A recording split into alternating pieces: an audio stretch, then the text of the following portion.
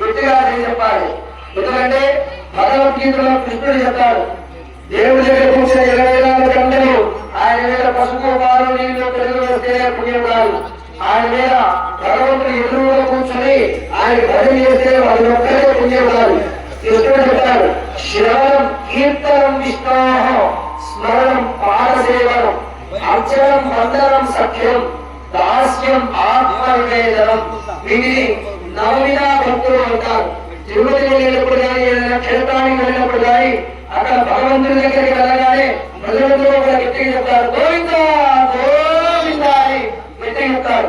ఏదైనా శివాలయం దగ్గరికి వెళ్తే హర హర మహాదేవ శంభో శంకర అని చెప్తారు.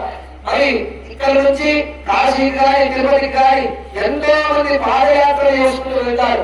వారందరినీ మనం పిచ్చివారు సాధిస్తామనడానికి వీలు లేదు. అది ఒక భక్తి. స్మరణం శ్రవణం విష్ణోహం చెప్పడం ఒక భక్తి, వినడం ఒక భక్తి, అర్చనం సఖ్యం దాస్యం అంటే భగవంతుడి యొక్క పాద సేవ చేయడం ఒక భక్తి. పాద సేవ చేయడం వల్ల 24 గంటలు హోమం దగ్గర కూర్చొని నెయ్యి వేస్తేనే పుణ్యం కాదు. 24 గంటలు భగవంతుడి మీద పూలు పాలు వేస్తేనే ఆ యొక్క భక్తి కాదు. సఖ్యం ఆత్మ నివేదనం. దాస్యం దాస్యం అనగా భగవంతుడి జరిగేటువంటి ఇంత కార్యక్రమంలో ఒక ఇంటిని తీసి అటు పెట్టినా కూడా పుణ్యమే వస్తుంది.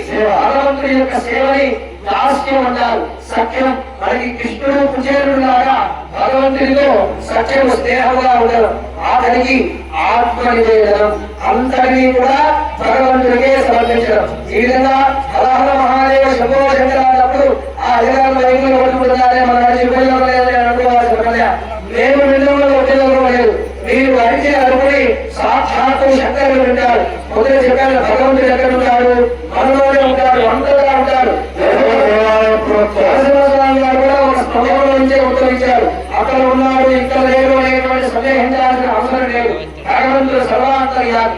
ఎవరు గట్టిగా మొదలెట్టుకొని పిలుస్తారో వారికి ఖచ్చితంగా భగవంతుడు పలుకుతాడు. కాబట్టి ఈ చేజలు చెప్పేటప్పుడు కానీ అలహ మహాదేవ అన్నప్పుడు కానీ గట్టిగా ముందు ప్రయాణించి చెప్పాలి, పగిలిపోవాలి. ఇక్కడ అంతా కూడా అంత అద్భుతంగా గట్టిగా సుందరంగా చెప్పాలి. ఏదో త్యాగేసామంటే త్యాగేసామని కాదు.